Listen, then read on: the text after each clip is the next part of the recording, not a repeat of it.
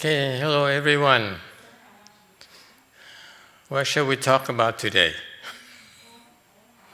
I heard in the news that the COVID-19 cases reported in California keeps on decreasing continually. 7-day average has been decreasing. So very on the close to a few days away from going to the final tier yellow. So keep our fingers crossed, okay? It's good news, and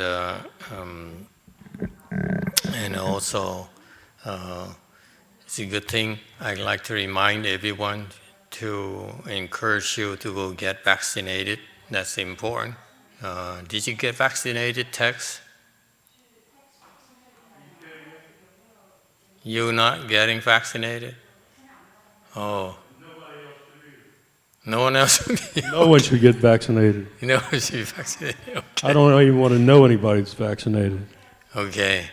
Well, suit yourself. Yeah, well, you suit I'd yourself. like to be vaccinated. You are. You're crazy.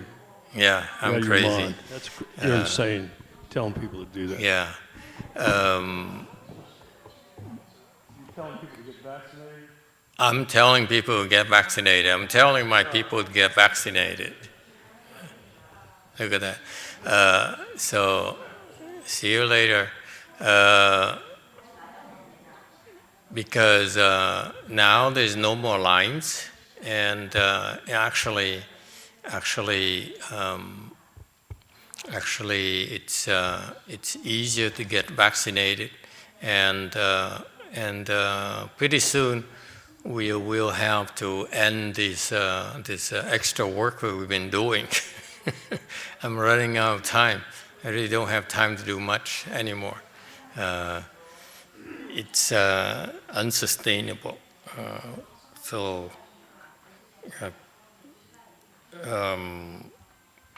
In fact, we'll try to help until next June. That is when the governor plans to reopen fully. And then after that, we'll probably stop and move on and do something else. So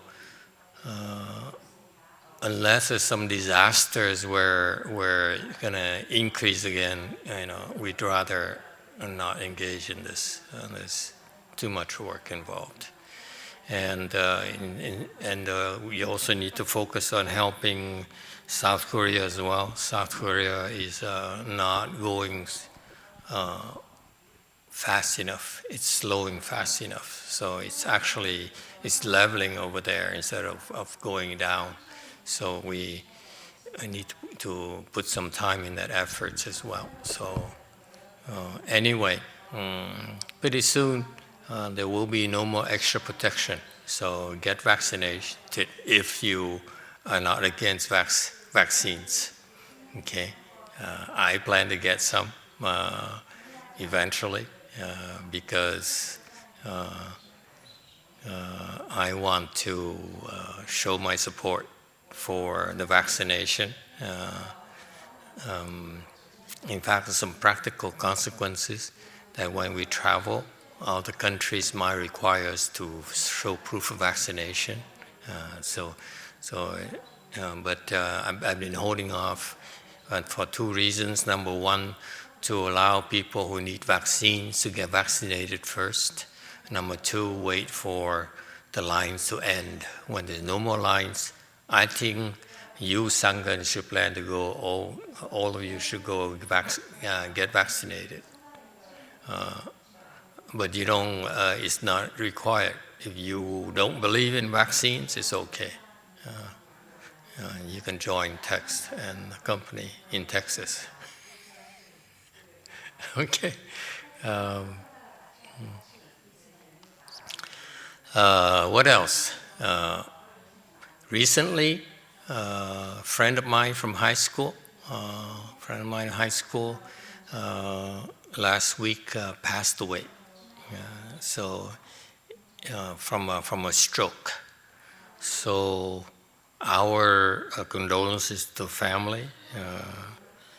He's in Canada, and I only remember him as a young, bright young man who's pretty good in mathematics. That's our section in high school, French high school. We specialize in mathematics, which means that it was in a French high school.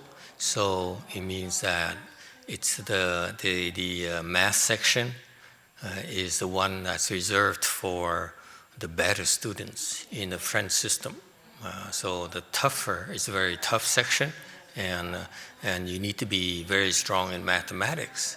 So we were, he was pretty good, and so he passed away, and from a stroke.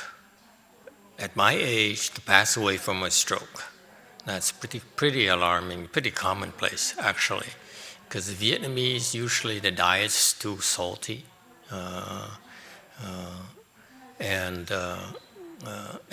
so we're prone to heart diseases and liver diseases, and for normal people, we tend to have heart problems, like our fearless old monk here.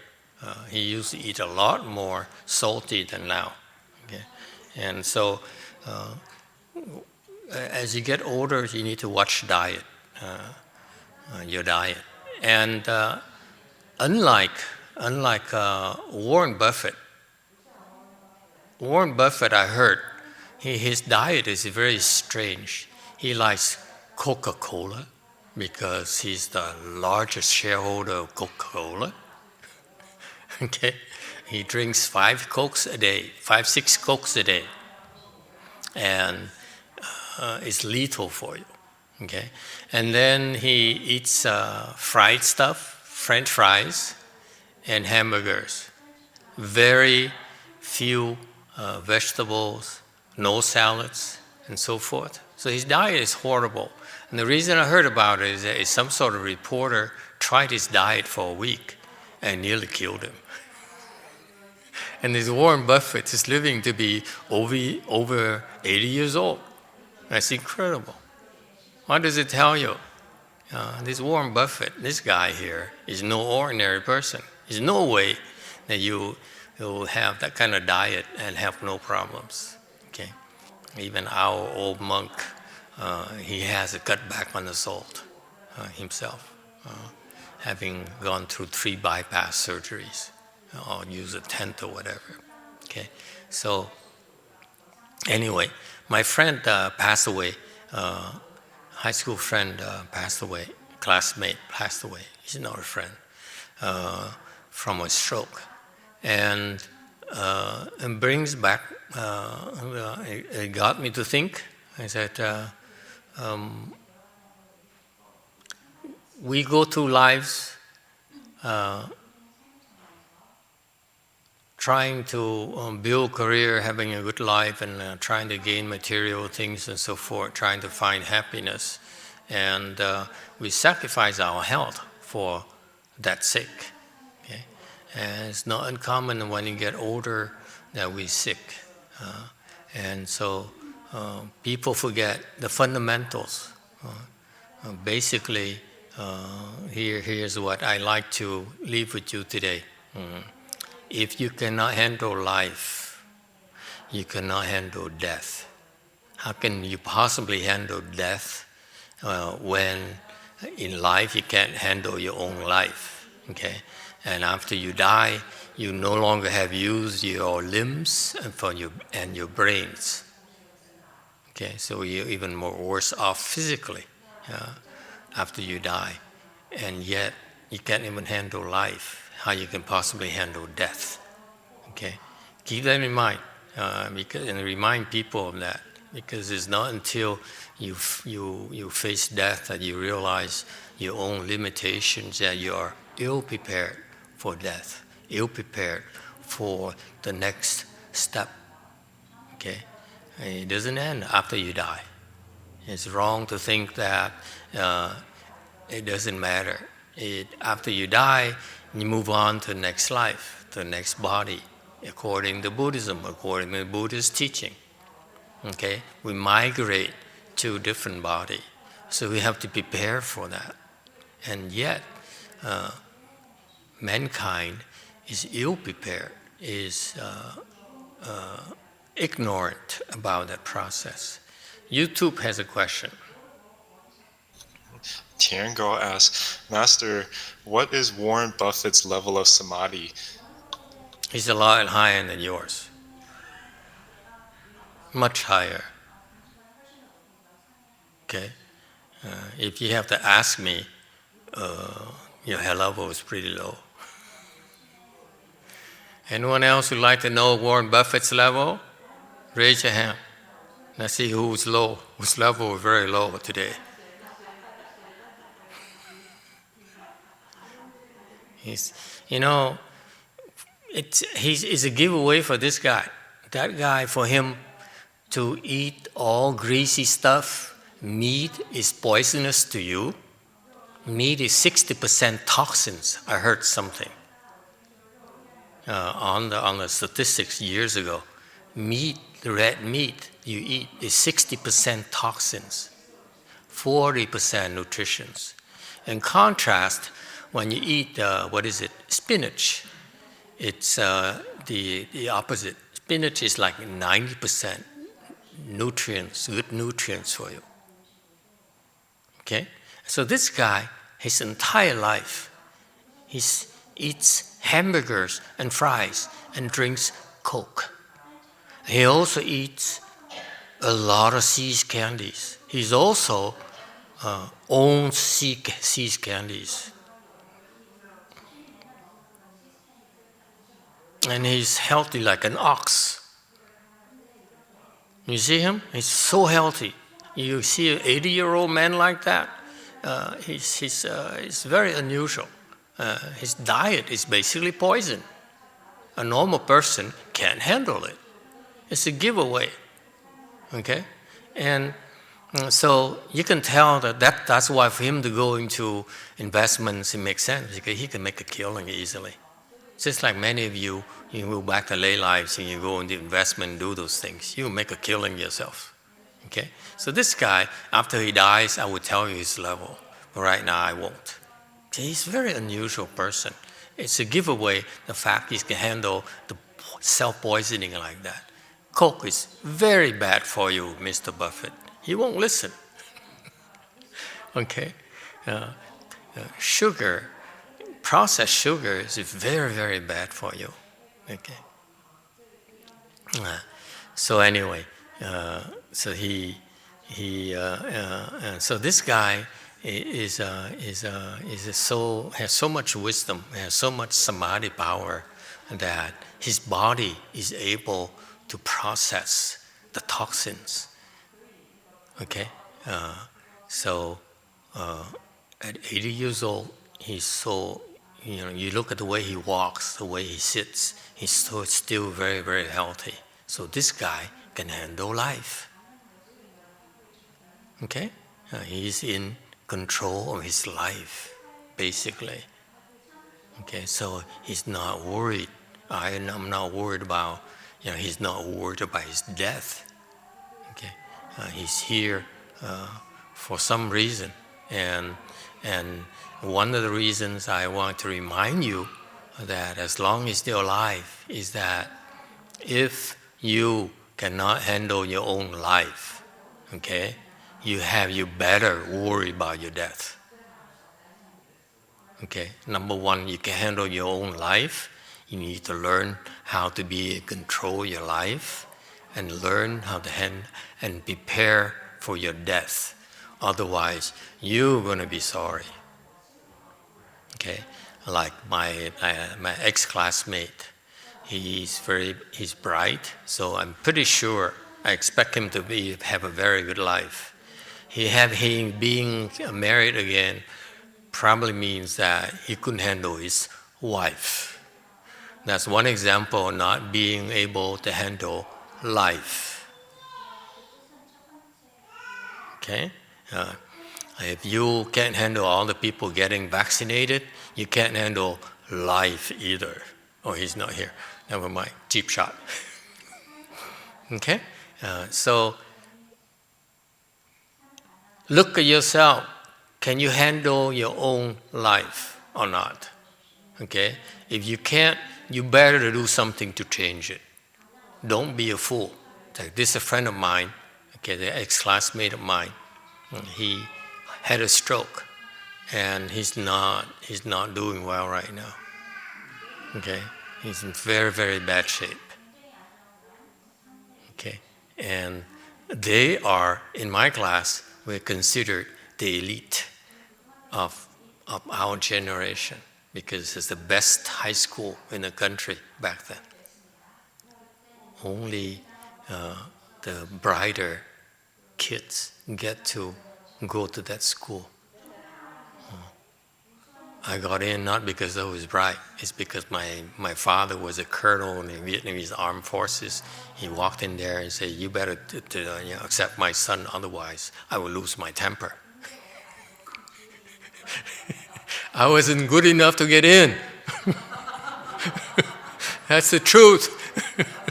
So my father had to go threaten them, wore his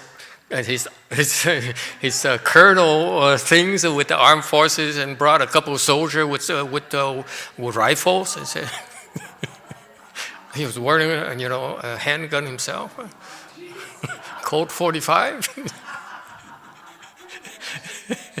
And the principal, who was a French woman, she was frightened. She said, okay. Where? Give me his dossier. I sign right now. I got it the same day. And then I barely passed the final examination of 12th grade. Okay, there is a D grade, which is the fail grade. Okay, which is actually passable. Okay. I got an AB. AB meaning it's a C. Barely got a C. So if I had a better grade, okay, from that final examination, because on the 12th grade you fail that, you have to repeat that. And then you have one more year, you fail it again, you have to enlist in the Vietnamese armed forces. So I barely passed, and because of my low grade, I couldn't apply for college admission in the French system. Okay, I wasn't good enough. If I went to France, I have to go to become a plumber or something. Okay, or kind of manual work. And no good school will accept me. Okay, and that's it. Your career, you're done for life. Okay? You will go into some sort of low-level and poor-paying jobs. Okay, so I had to come to the United States. Okay, so it's funny in a way because in a way it saved me. Otherwise, I would become like him. Most of my friends, by the way, they can't handle lives. Okay, because our education system understands more about the external world, but they never train us as a person how to handle life. Okay, we learn how to program, we learn how to engineer, we learn how to make a living, but we never learn how to be in control of our own lives. Okay, we never learn how to be in control of our own wives. Excuse me. Okay, our wives control us. What's wrong with that? You better worry about your death, because she won't. Okay, she's more interested in controlling you. Okay, so anyway, and then one more funny anecdote.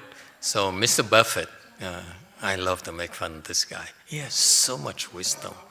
I don't know what he's doing in this world. Honestly, I don't understand what he's doing here. Okay, yeah, it doesn't seem to make sense to me. It's not too late yet, Mr. Buffett. Give me all your money. Still time. Do something meaningful with your life. Because it's funny, because according to Master YongHua, okay, money is the dirtiest thing in the world. Okay, and all this Mr. Buffett does, and I don't mean to insult you, sir, is think about making more money, so we're getting more dirty. It doesn't make sense to me. And he has enough wisdom. I don't understand why he's doing these things. And then he has a wife. His previous wife was Susan Buffett. And after he became successful at the age around 50 or 60, Susan Buffett said, I'm divorcing you. I have enough of you. I'm going to have my own life. I fulfill my duties as a wife. I gave you 3 or 4 children. 3 children. 3 beautiful children. And so I'm going to divorce you and live my own life. So she divorced him, and he merely married her best friend. So actually, this is what I heard, so I don't know the exact details, but before she divorced him, she encouraged her best friend to take care of him, meaning to feed him hamburgers and fries every day and bring him Coke, 5-6 Cokes a day, okay?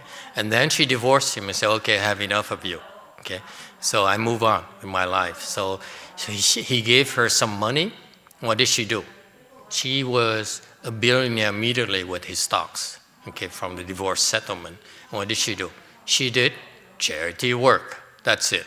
No more investment, no more money making, none of thing. She did charity work. She used her fortune to benefit others. Okay, so it seems like Susan Buffett has more wisdom than Mr. Buffett himself. And ladies, remember, she didn't try to control him. She gave him her best friend as well. Okay, she encouraged her best friend to take care of her husband. So her best friend continued to take care of the husband for 2 or 3 more years before he finally married her after Susan Buffett died of cancer or something. She died young. Okay, and left her fortune for charity. It's dedicated to do charity work, billions of dollars. Okay? You could buy a lot of temples like that. Hint, hint. Okay. So anyway, so Susan Buffett has more wisdom to me than Warren Buffett. Okay, yeah. But Warren Buffett is high level. It's just the things in life that I don't understand. Luckily, it's not my life. So Warren Buffett is a very wise man, and he said something. He says, now he gets older, so I like to every now and then hear what he has to say about life, his views on life. So he says something that caught my curiosity. He says, after all, when you look at your life, how do you gauge the success, a man's success in life? A man's success in life.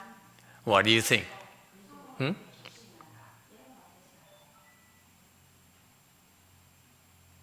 He says,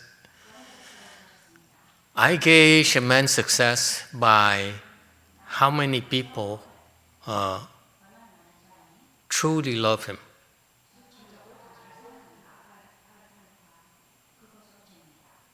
That's his measure of success. Agree or disagree? Hmm? What do you think? Do you agree?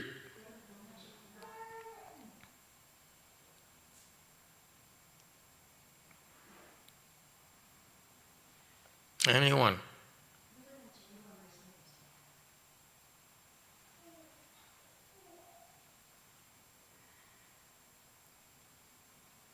Why so quiet?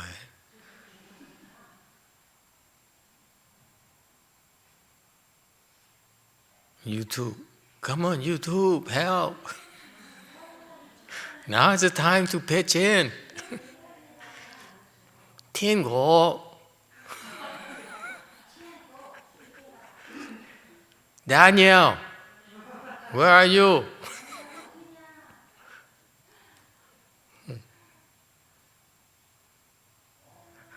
It's nonsense. Think about it. Huh?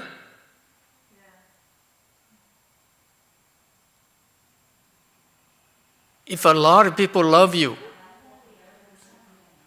it makes you successful? Really? Okay, what about, first of all, what about quality versus quantity? That doesn't sound very wise. I think he should stick to investment. Okay, he shouldn't give advices about life, especially his diet. Okay, it doesn't make sense. A lot of people loving you, you measure that as your success in life. It's total nonsense. Okay? I would love him if he gives me a lot more money. Does it make him successful? Right now I don't love him, but I can. Huh? Okay? And one thing that would bother me when he says something like that is that, what about his ex-wife? Does she love him? If she loved him, why did she divorce him?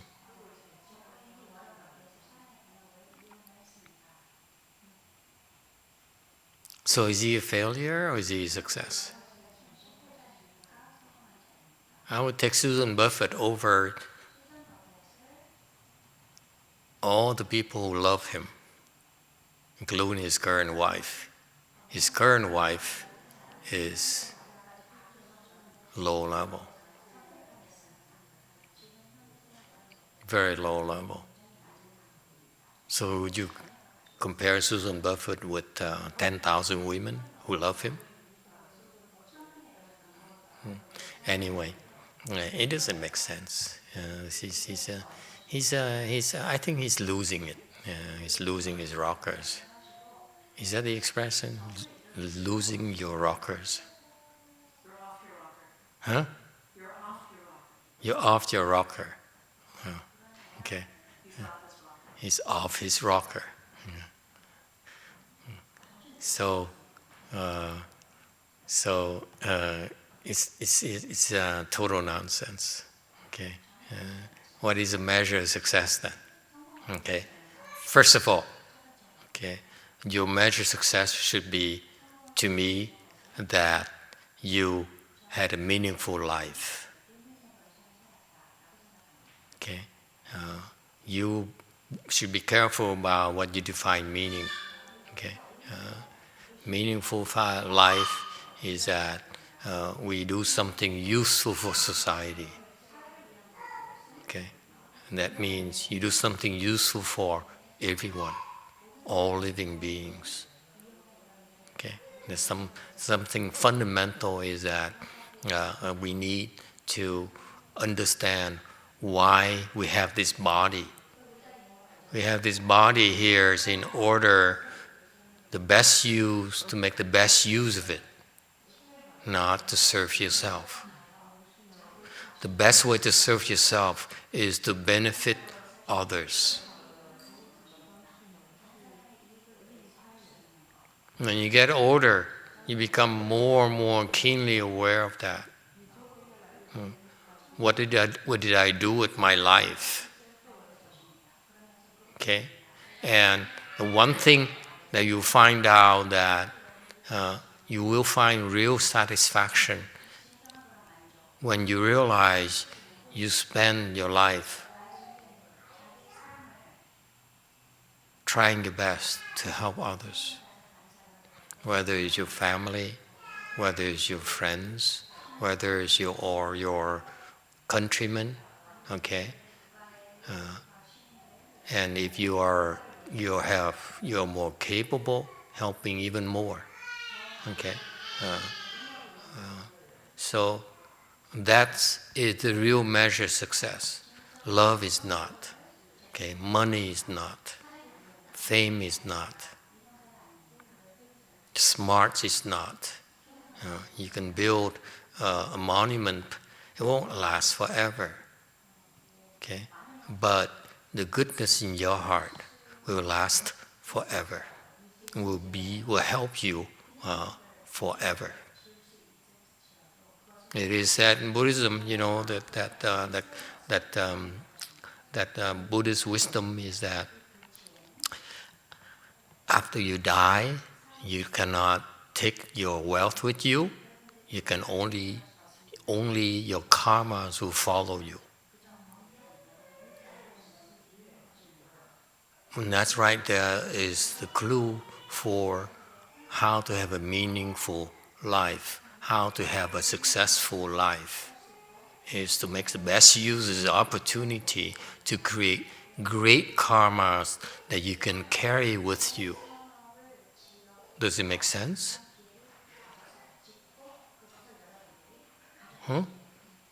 How come? Please teach your children, tell your friends, tell people who believe you that importance, the importance of that fact, okay? That do good karmas, that will be helpful to you, okay? And in particular, themes of today's talk is that if you are not in control of your life, better be careful, okay? Better try to get control. If not, plan to go to the Pureland. That's a smart thing to do. Because once you lose his body, like my ex-classmate, he's not going to get it. He's going to fall. He's falling right now. He's miserable right now. He may have been very smart, very successful, but after he died, he's in deep, deep trouble. He's in great pain. So it doesn't matter how successful, how much money he has, how many family members love him dearly. They can't help him. Think about that. That's reality. That's what I face every day. It's a wake-up call for me to hear about these people dying and what happens to them. Okay. So how do you stay in control of your life? You know you're not in control of your life when you don't have a good death.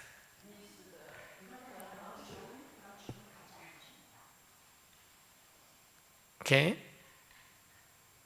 Young people are killing themselves nowadays.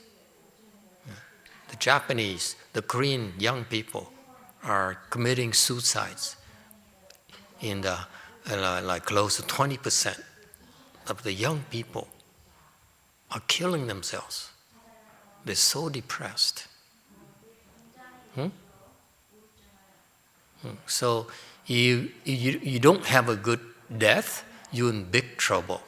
These people are falling. They all are in big trouble. Okay? So they don't have a good life, and they choose, they don't have a control their lives, and they choose a bad death. What does it tell you? It's not going to end well for them at all. Okay? They're going to bad places. Yes, Orange. What is a good death? A good death? Yes. Let me see. What's a good death? It never happened. It happened very rarely. What's a good death?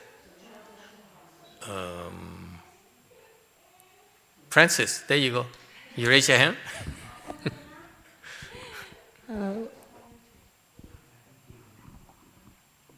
Purple. When a person die in the sleep, when they have no illness and die in the sleep.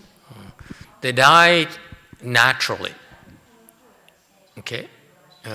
They died without any pain, without any suffering. Okay? Natural death, a good death. You died like the way we're supposed to die, okay, naturally, without any pain and suffering. The clue is that when someone dies in a unnatural way, like accidental deaths, premature deaths, deaths from sicknesses, those are not good signs. They are in trouble. Okay?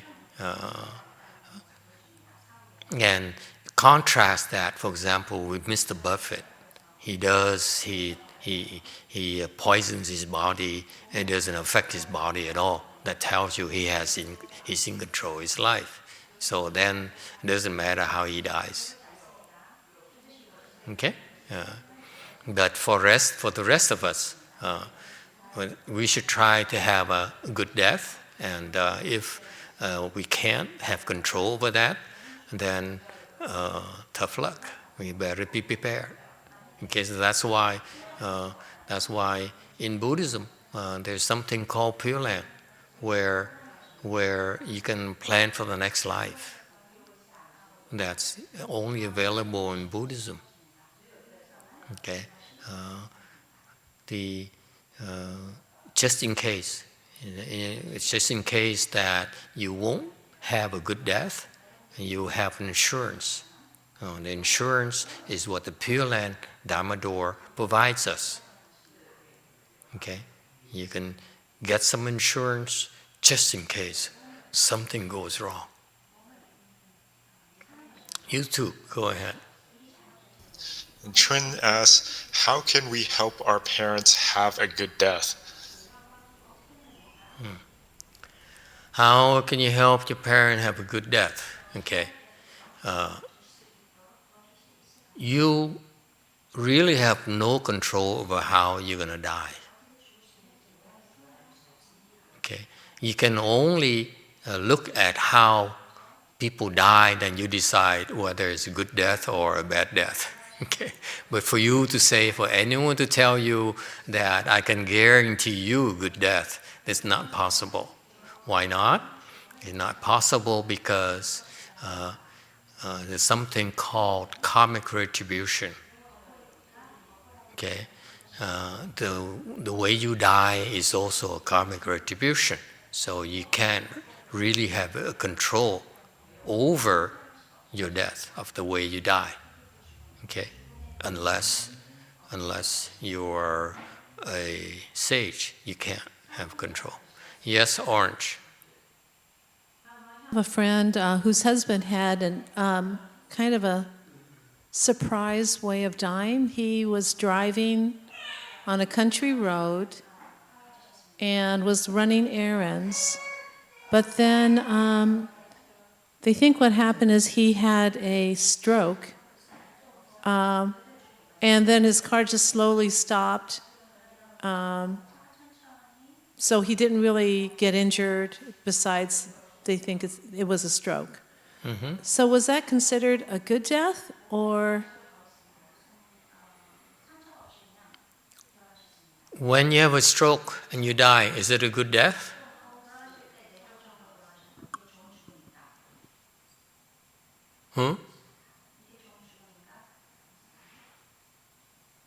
Usually not. Here's what happens. This clue comes from Buddhism about how you gauge good death. Okay. That's explained by my master, Master YongHua, indirectly. A good death is when, after you die, you will not fall.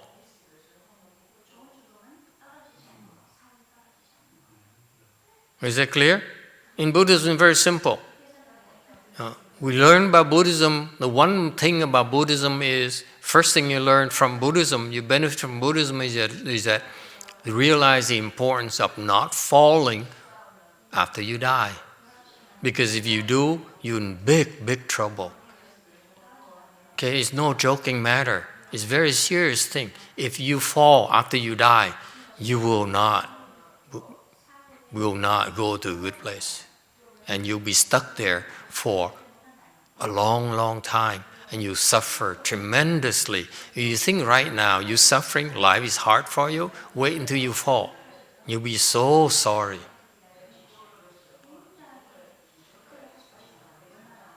Okay? So in Buddhism, we remind you to be careful not to fall, to avoid falling after you die. Falling meaning after you die, you will go into the 3 or 4 low realms, depending on whoever you are. Clearly, the three bad realms are animal realms. You become a dog, a cat, or cattle, or snakes, and so forth. You become a hungry ghost, where you suffer thirst and hunger for billions of lifetimes. Billions of lifetimes, where you are constantly hungry and thirsty. And the only thing that can provide you relief, temporary relief, is impure things like urine and excrement. Okay? You should be scared. Okay? And finally, the third path, evil path, is the health. The health is intense suffering. Okay? You think your wife give you a hard time, that's not really hell yet. Okay? Until you go to the health. Okay. Yes, you too. Emily asks, can't the medicine master plaque help prevent accidental death? Absolutely. It should. Okay. And the fourth evil path, for some people, depending on the teachers, I'm not quite sure of the delineation, so I'll be honest with you, is the asuras. Asura is sometimes considered a bad path, sometimes considered a good path, so it's half and half, let's say. Okay? So avoid those 4 things, 4 paths. Then you would end up having a good death. Okay? And how do you avoid that? Let me tell you a clue. How you fall. How is that? Okay? Here's how you fall.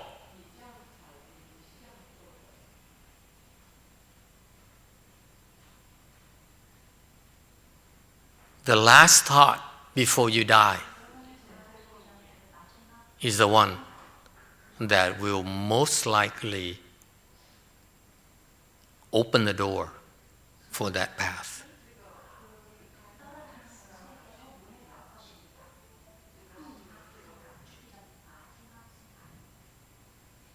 Okay? For example, let's say you're on your deathbed and you're surrounded by your loving family, wife and children. Okay? And they're all crying, they all are so emotional. Okay? They can't bear to part with you. And you say, oh, I have a good life. You know, this is a life. Who can claim that you have a loving family, successful children?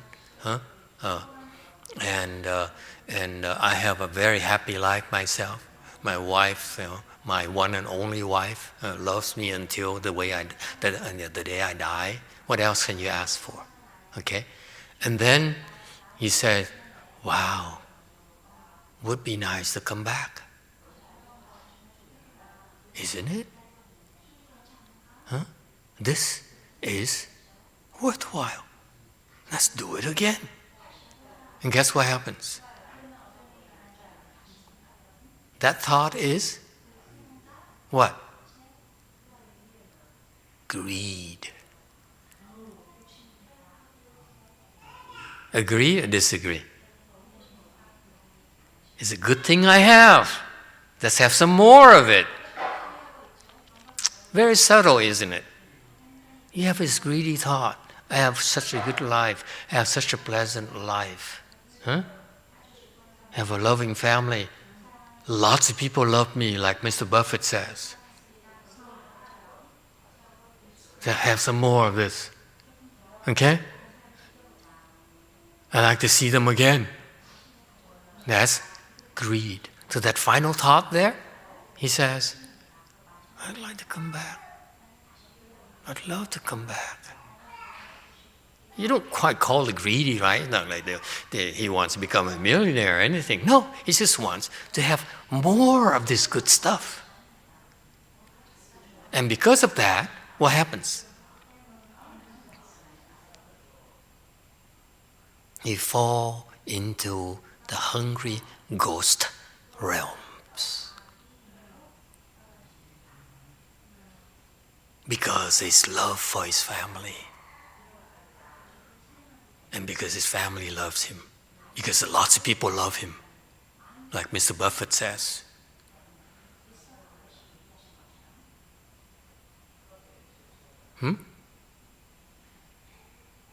So that's why you have to be careful. That last thought there, okay? That's the one that will open the door. Which door are you going to go? Door number 1, number 2, number 3. Is it going to be Hawaii, Europe, or a refrigerator?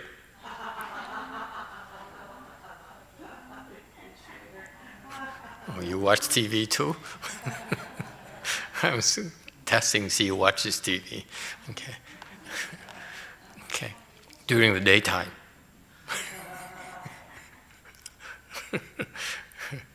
Okay. So you see, so that's why Master YongHua explains that, and the Chinese explain that, but they don't. The Chinese are very indirect. They teach you they don't force it down your throat like the way I explain Dharma. Okay, so they leave room for you to interpret however you want. Okay, so that's why the younger monks and then the Dharma ending era monks and nuns can interpret their own ways as well. Okay, but they don't have the feedback to understand that they're misinterpreting the Buddhist teachings. So that's why monks teach you to recite the Buddha's name to go to the Pureland, and they say, oh, you will go to the Pureland for sure. This person went to the Pureland. I look at that monk who says, he went to the Pureland. I say, how can you tell? Even my own master's temple disciples who are enlightened cannot tell. And you can tell? You're not even enlightened. You got to be kidding me. How is it possible? Enlightened people cannot tell if someone goes to the Pureland or not, like my master's disciples. Many of them are enlightened. They cannot tell. Huh? You're not enlightened. And you tell me that the person you taught how to recite the Buddha's name went to the Pureland? You got to be kidding me. And that's why, because of the Chinese teaching, Asian teaching, they leave it so vague. That's why I'm changing it. I'm making it blunt with you. I'm telling you that, that it's not possible.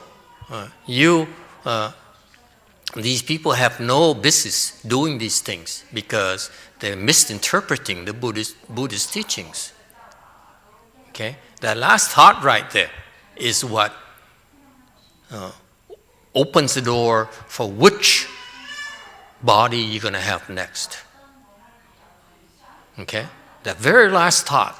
You can have whatever thought you have, but that very last thought before you die, that's where you're going to go next.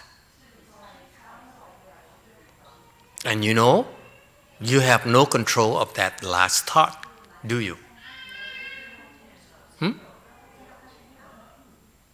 Think about it. I ask you right now. You say, I recite the Buddha's name all day, all night, and so forth. I'm bound to go to the Pureland. Is that what you guys learn in Pureland school? Huh? I recite the Buddha's name. I go to the Pureland. Okay? Are you sure that your last thought will be Amitabha Buddha's name when you die? Even if it's an Amitabha's name, are you sure that's enough to go to the Pureland? Which sutra says you go to the Pureland if your last thought is Amitabha Buddha's name? No such teachings. Agree or disagree? Huh? You're wishful thinking. You keep on talking and talking. The Asians keep on talking, recite Buddhism and go to the Pureland. I'd say, good luck. Yes.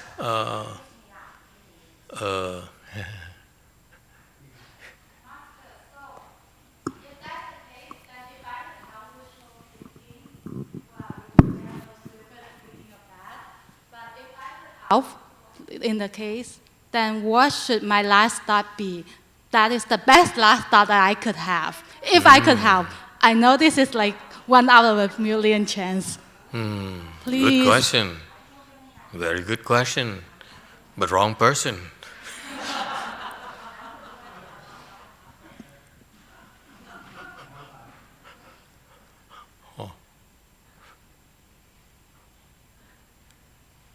Okay. Happy with the answer? Master, you said you don't give a problem if you don't have the solution. So I'm sure you have the solution.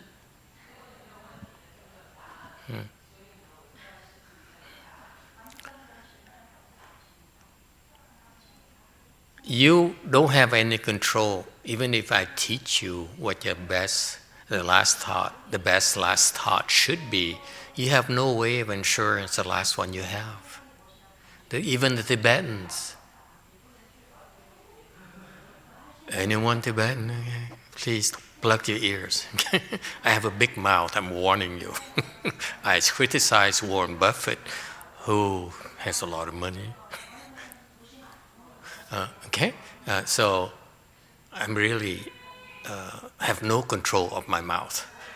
Speaking of being in control of your life, okay, I don't have control. I'm not in control of my mouth. How can I have control of my life? Okay, but the Tibetans, they're proud of the fact that they have a Dharma where they prepare themselves to die, so that they position themselves to come back to this life, to this world again.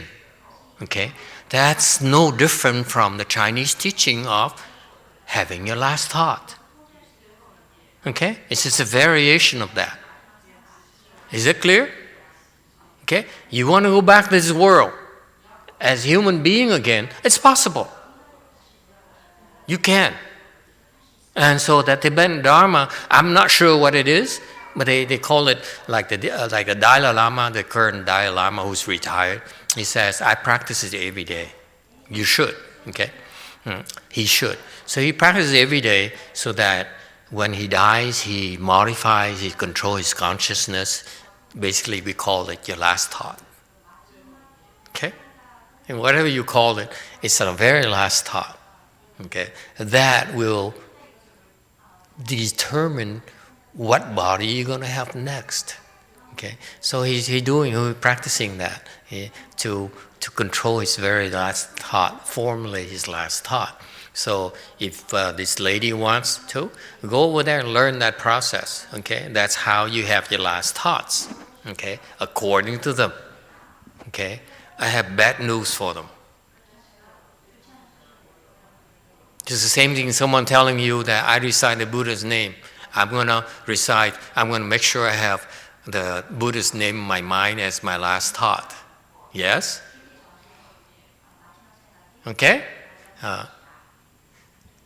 What these people are not considering, taking into consideration, is their karmic obstructions when they die. You may have the technique, the skills to do that, okay? To manipulate your consciousness and guide your thoughts and throw out the bad thoughts so that you have a good last thought in the end. They call it modify the consciousness, guide the consciousness. Or you recite the Buddha's name like crazy, night and day, and hopefully it's the last thing you have in your mind when you die. Yes? Okay? But unfortunately, there's something else called karmic retribution. Meaning that your karmic retribution, it doesn't matter who you are. Listen carefully. It doesn't matter who you are. You can be the richest person on earth. You can be the smartest person on earth. You can be the most powerful person on earth. I can think of one, Richard. At least he likes to think he's more powerful. Okay? Yeah. What, you disagree, sir? Okay, we will not go into that. However, there's something called your karmic retribution, which can overwhelm you. The Buddha may be a Buddha, but because he killed Devadatta in the past, Devadatta can make him bleed. He can't kill him, but it can make the Buddha bleed. You see that? The Buddha is indestructible. But when Devadatta wants to harm him, he was still able to harm him because of that thing called karmic retribution. Is that clear? So you can't really have control over your last thoughts at all. Okay, it's very, very difficult. So let me simplify for you. Okay, we talked about theory so far. Let's get to the bottom line, and we need to go to lunch.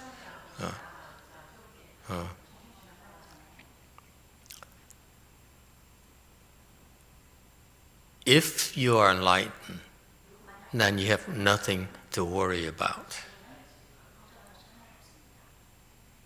If you're not enlightened, you better worry. Because you have no control over your last thought. No control.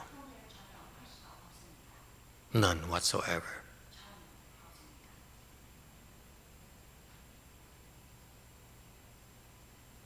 Okay? I don't care if you are great at reciting mantras and you can move things and you beat the ghosts, stop the rain. Yes? Make it snow. But you have no control over your last thought. Okay? That will make you fall. So that's why in Buddhism we learn all these things. We never emphasize making it snow or stop the rain. Okay? It's not that important because you spend your life doing all those things, learning how to do all those things, and doing all those things to impress people and make a lot of money, like Mr. Buffett. And by the time you die, you have the wrong thoughts. Uh-oh, what are you going to do? Okay, so first things first. You worry about not falling. Okay? And don't assume that you have control unless someone has certified that you are enlightened. If no one has certified that you are enlightened, that means you're not. Okay? That's Buddhism. In Buddhism, someone has to certify you that you are enlightened. Then you know for sure you are enlightened. If you're not certified yet, you better worry about your death. Please.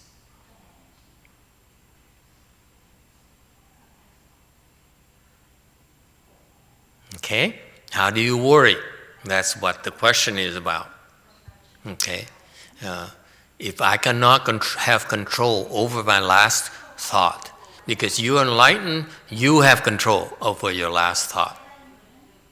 You're not, you have no control. Is that clear?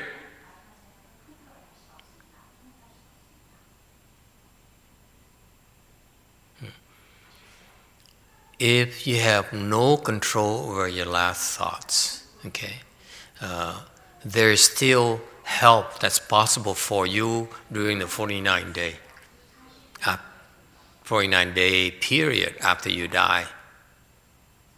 That's when you can get help. And make sure you get help. Okay? But that's a different topic.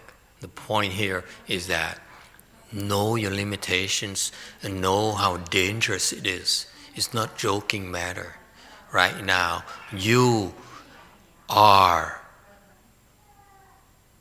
have use of your hands and your eyes and your legs. Okay? But after you die, you won't anymore. And you'll be a lot worse off. And right now, you can't control your own life. You're going to be in big trouble when you die. Okay? Questions or comments?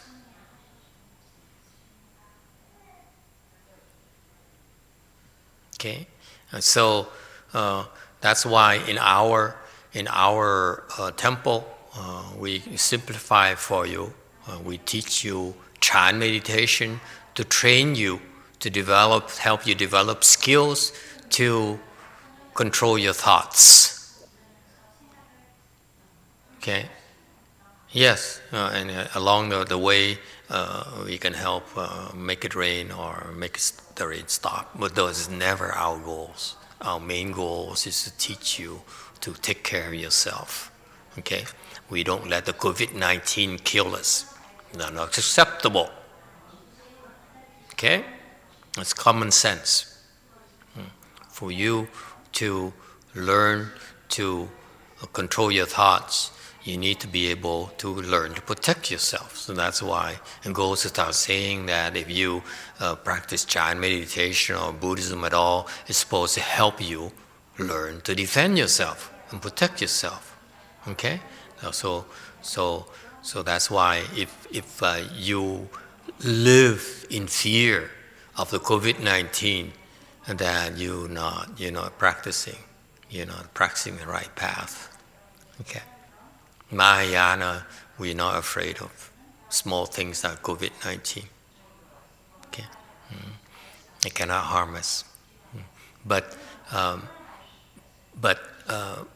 so we teach you Chan in order for you to control your thoughts and become enlightened. Enlightened people can control their thoughts. Okay, that's why they're enlightened. And so they have nothing to worry about. Okay, they would have had a meaningful life. It doesn't matter how they die anymore. Okay, they could be barbecued to death. It still doesn't bother them. So far, so good. So that's what you ought to think about. Bottom line is that you practice. The Buddhist practices are supposed to help you learn to control your thoughts so that you will not fall and actually go to better places. Okay, and if you can't do that, then we have a Pureland Dharma door where where primarily for our era, the Pureland Dharma door is designed to help those people who cannot become enlightened. That's the bottom line. Okay? Talk all you want. You can recite the Buddha's name, recite mantras, but if you're not enlightened, you better get help. Just in case. Does it make sense? I apologize when I talk like this. It's probably offensive to some people because it's too blunt, it's too direct. Okay, but I chose to talk like this because number one, my teacher never told me how to teach, so it's his fault. I was driving back last night, and someone in the car, someone said, I was in San Jose yesterday, and I was speaking Dharma. Someone in the assembly, a lady in the assembly, a wife for all people, she looked at me and she said, I saw him sitting there speaking Dharma, and behind him was Master YongHua. Wait, I'm not done yet. You see that? These people are weird. Okay? And then, pretty soon I saw Master YongHua merge with him. Look at the Jin Xiang and say, yeah, impressed? She's impressed. You know why? I'm a transformation body, Master YongHua.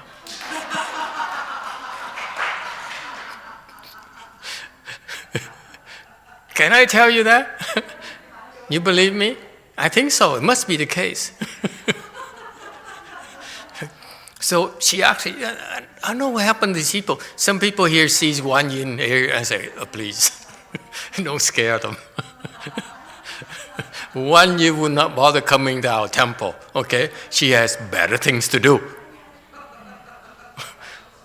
In my humble opinion, okay? When I heard Master YongHua possessing me like that, my first reaction is, I've got to be a transformation body of his. Then I checked. I said, no, I'm not. I'm so confused. It's like oil and water. It doesn't mix. So what's the other explanation? So I said, last night, I immediately said, I checked and said, no, I'm not his transformation body, it's for sure, okay? But you guys, I hope you guys disagree with me. But then I said, dear Master, you are my idol. Okay? Jane, how? Are you listening to me? She's not listening. I idolize my Chinese teacher. Okay? But really, get a life, man. What are you doing possessing me? It's too much. Anyway, get a life means do something important with your life. What are you doing following me around? It's too much. Possess a Sangwuk or something, same stature, same height.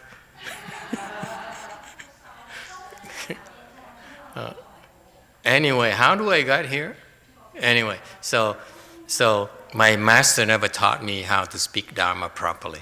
Okay, so I do it the way that I do it wrong until someone yells at me. Now I change my style. But anyway, and number two is that what irks me is the way that the monks and nuns speak Dharma, and they speak Dharma prematurely before they're ready to speak Dharma. Okay, rule of thumb, don't speak Dharma, don't teach until your teacher tells you to. In Mahayana, we're very clear. We wait for instructions from our good known advisor. So choose a good known advisor who's enlightened, and so I chose one and lucked out. I chose the one who's enlightened. So all I had to do is wait and wait and wait and wait until he tells him what to do. Okay? So what happened to the majority of in the Dharma ending era of the monks and nuns is that they speak Dharma too soon. They speak before they're ready to speak. And that's why it doesn't help. It causes misunderstanding and misinterpretations of the Buddhist teachings. Okay? Because I expect if my teacher, a good known advisor says, go teach, I'll do something wrong, he would correct me. That's his job. That's why I call him my teacher. He's supposed to correct me. Okay? So anyway,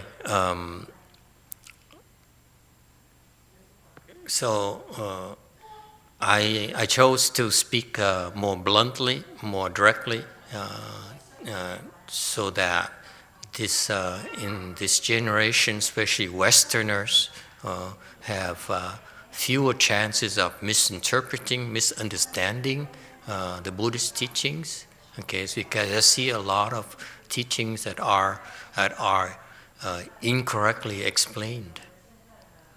Okay, so anyway, time is up.